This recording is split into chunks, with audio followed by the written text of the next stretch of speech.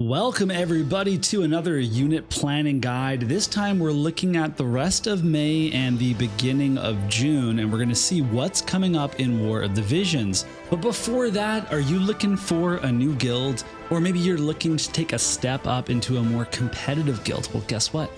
Best guild ever, Hokuten, the guild that I'm in, is looking for new members. So we are a semi-competitive guild, typically in the top 50 rankings for normal guild battle.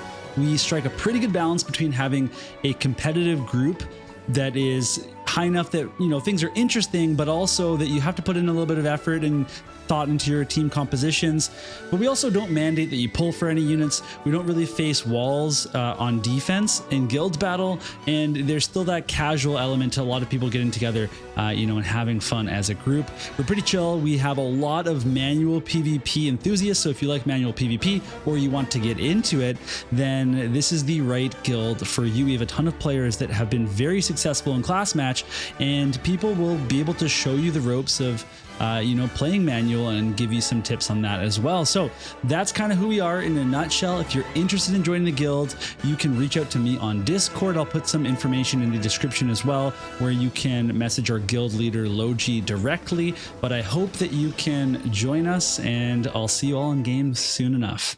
All right, so if you caught my stream last week, I actually made this guide live on stream, and we kind of went through, we made the image, that is, and we went through the script and stuff. So what we see here, the week 3, that's right now. So there's the Dark Bahamut as expected. A big thing on the stream was I was trying to figure out, are they going to push Raegan and Dark Bahamut together? And I decided to say, no, they're not going to be doing that. And guess what? That's what they did not do. They did not put them together. So I'm the best. I figured it out. I cracked the code.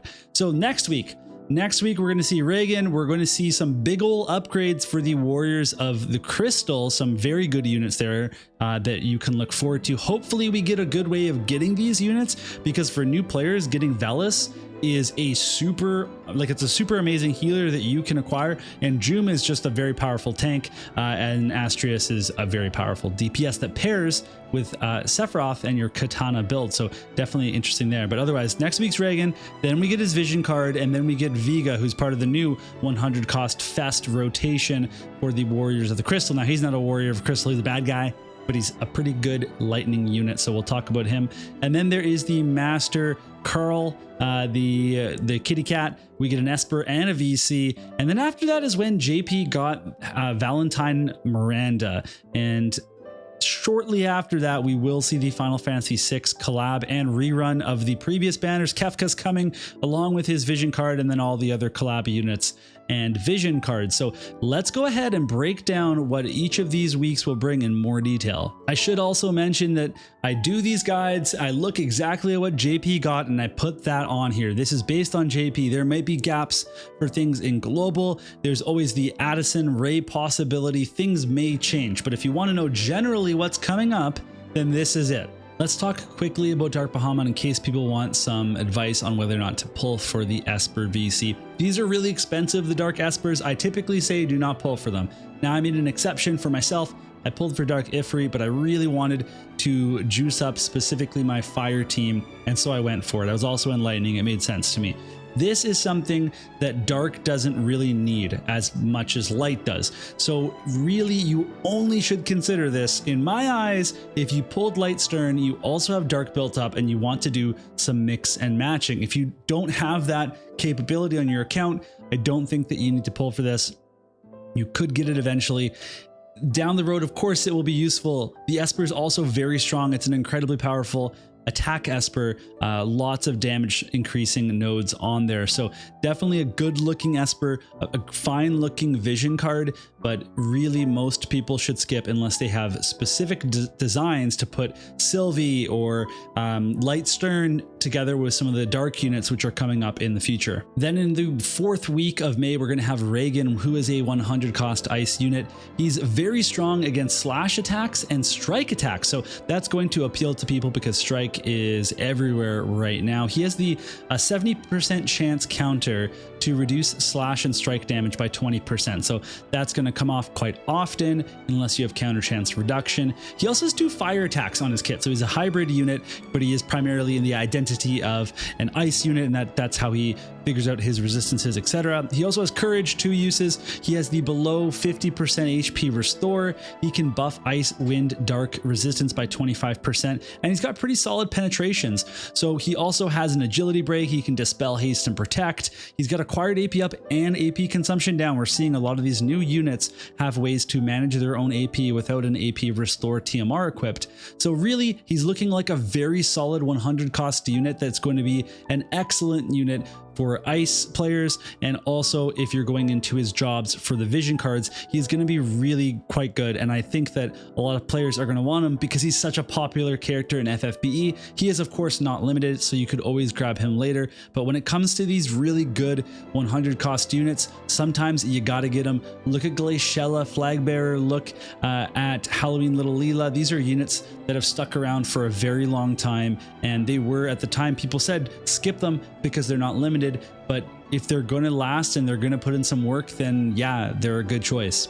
We can also talk quickly about the Warrior of the Crystal Transcendence, and this is for June, Velis, and Astrius. June's is pretty good. She gets a Master Ability 2, which is 10% more HP. She gets some attack and slash pen if she has Protect or Shell on. And her Transcendence is really the big deal because she gets 10 single target resistance. She gets 30 elemental chain resistance, and then Stormwind Rend gets 100% counter chance reduction. Now, Stormwind Rend is a 100% hit, 100% counter chance reduction, and has agility break on it, so it's really good. These are great upgrades. If you have or you want to do this, it's totally worth it. Velis also gets a really great upgrade. His MA2 gives him survivability with his AoE resistance, and then there's some magic attack up as well. But the big thing that we also see is that his Transcendence gives him cast time down, which is massive, absolutely massive. It gives him some crit evasion, and then Snow Heal will actually increase agility 25%. Very strong, very, very good for him. He's still a top tier unit. Very good for people to invest in if they have the opportunity. So we have Astrius, who's unfortunately still a water unit. The Transcendence didn't fix that, but he is he gets an MA2, which gives him lots of slash attack resistance penetration. It gives him some elemental resistance, 15%, as long as you have your courage up, and then he gets accuracy from Transcendence. He gets slash resistance 15%, and his cross destruction gets 40% more slash pen for 3 turns and a 200 CT restore. So basically, when he's using this cross destruction ability, he's going to be dealing serious damage to anybody, but also restoring his CT, much like Bradley does. So it's definitely a good upgrade. All 3 of these upgrades are worth transcending. All of them are worth investing in if you're going to go into those elements or playstyles. Velis is the safest, as he is very rainbow ready and can run in a lot of different teams, so any player could invest in him and feel pretty good. The following week, and it's the last week of May, we'll bring the Raegan VC. This is for the Sword Red Mage job category, as well as the Sword Knight job category and the Gun category. So the Bestowed gives you some AoE resistance and 10% attack. The Bestowed giving AoE resistance is always really good for survivability for your units. And then it gives elemental chain resistance to the whole party, and then crit damage 20 and slash resistance 20. So really good party effects. This is a tank card for sure because it gives you slash resist and elemental chain resistance. It's really good for Sword Knight in particular, where there are some tanks in that category, but in general, it will give some survivability to any of these units. If you plan to use these jobs, I think that this is a card that you definitely want to just pick up the first time. And if you're on the fence about it and you're not sure, then you can skip it, and that's okay. But if you're certain that you're going to be using these cards, and remember, Raegan will probably get a global buff on this as well, so it's definitely worth it. Then we move into June, and week 1 is going to be Viga, who is a 100 cost festival limited unit. He's a lightning element bruiser who uses axes. His TMR is pretty cool, but it's only 1 cast.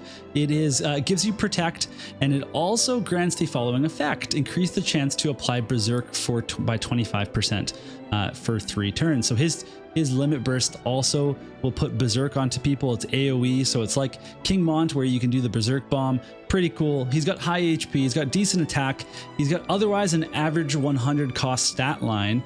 He does have 20% resist to magic and strike, so good to see there. And he can attack with slash, strike, and pierce attack types.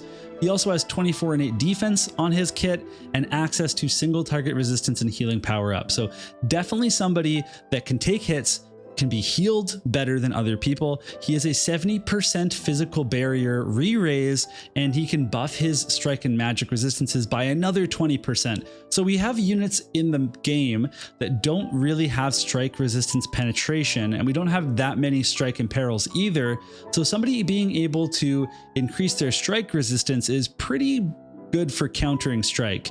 His counter can be upgraded to an 80% chance to occur. It is a 100% hit that also has 30% damage absorption, but this ability to upgrade his counter is on his sub kit, unfortunately. But he also has physical reflex, so his counters are decent. He's got courage on his martialist sub job. He's got protect on his dragoon sub job. The one thing I'll say about him is that he's got absolutely zero AoE resistance, which is definitely an issue for a bruiser, but he has multiple 100% hits, only average accuracy, more slash pen than you can usually get from a unit. He gets to 80% pre-weapons, vision cards, etc. So it's easy to get him to 100% slash pen. He can dispel re-raise, he can lower people's CT, and we talked about his LB, which has that 67% base chance to berserk people, but also has a full dispel on it. So tons of great TP skills, lots of opportunities for players that like to AI test and tune. You're going to be able to fiddle with Viga quite a bit. Week 2 of June brings Master Couerl, and this is an Esper / VC. The Esper is meant for Viga. It's got the axe on there, but also Ninja Blades and Staff Black Mage. It has increased attack, 10% increase agility, 5% of the bestowed, and then the party effect is reaction block rate 48%, increased magic resistance 16%, and then the most important, single target resistance 20. So this is an absolute banger card for those job types, and if you play those job types, then you kind of have to get this one. Otherwise you could probably skip it. Some possible teams, and Lightning actually works really well here. Lightning, it includes Viga, Resnick, Skahal, and Renan, so you can build a mono Lightning team with this card. Now of course they're really you're not benefiting those magic attackers as much, except for the defensive things that you're giving them, but still pretty good. And then for the fire, you can actually do Ildira, Yuffie, Minwu, and Naya. So lots of good options there. For some mixed teams, I mean, I think that, it includes some units like Ayaka. So if you have Ayaka as a healer, maybe you have Resnick and Viga, and then you mix in somebody from a different element. There's some things that you can do with this card. I think Lightning players are going to want this. The Esper is also very good. It's got 20 agility, which is very, very high. It's an attack-based Esper. We have slash attack, lightning attack, acquired AP up on it, which is pretty neat. It has strike resistance, crit rate slash res, and crit evade. No accuracy on this one though. That's one downside to it. I will say that there's not as many slash resistance attack espers as you initially think in this game. So this is a good opportunity to get one with 20 agility. So I actually think that it's a pretty banger combo between card and Esper. So if you're one of those job players, if you're a Lightning player, you might really want to pick this up. Or if you're a spender, you could pick it up with a select ticket down the road. Okay, and then week 3 of June is Valentine Miranda, who is a light unit. She's limited for JP, but should be standard pool for global. That's what usually happens with the Valentine units. She's a 70 cost magic katana slasher, so magic based attacks. New job, sword sorcerer, which is a 17% starting AP job. So she's not starting with like 50% like a red mage. She has to build up her AP. She has a pretty cool TMR. It's 4 agility on there, and it gives accuracy and reduces hate. So 2 use ability, very useful right now. Hopefully, it's still useful then, but I think it will be. And she also has 30 strike resistance with her Transcendence. So again, good to see that. She has 100% chance to counter missile damage, 100%. And it reduces it by 50%. So she is an anti-missile unit. Her limit burst, light imperils, and spirit breaks before damage. Very strong for a magic light team, but also very strong for PvE. She has Also, Protect and Shell. She has the 25% magic resistance on a Spellblade sub. She's got a physical barrier. She can break barriers as well and dispel courage. She has a one cast re-raise, so only one cast on there. And she has more TP skills than you could possibly imagine. They're all good. You want them all. She even has some chaining skills. So pretty interesting unit. Definitely interesting for PvE and good for limited cost stuff because she is at 70 cost. The big weakness is that she only has 10% innate slash resist penetration and then 40% on an attack. So really what we're looking at here. Oh, and sorry, I said she had the Spellblade sub, but I was just getting her mixed up. She has the White Mage sub and the Lucia, the Halloween Lucia sub job. So she's got the defense penetration down attack from Lucia's job, but no barrier. And she has Curada and Holy, but no full life or Curaga. All right, so that's going to be it for this unit planning guide. I hope it was useful for you. And if it was, you can let me know in the comments down below. Let me know who you're excited for. If you think the guide's going to change it all, if we're actually going to get a different unit or surprise collab or, you know, whatever else it is, tell me in the comments and I'll see you all soon in another video.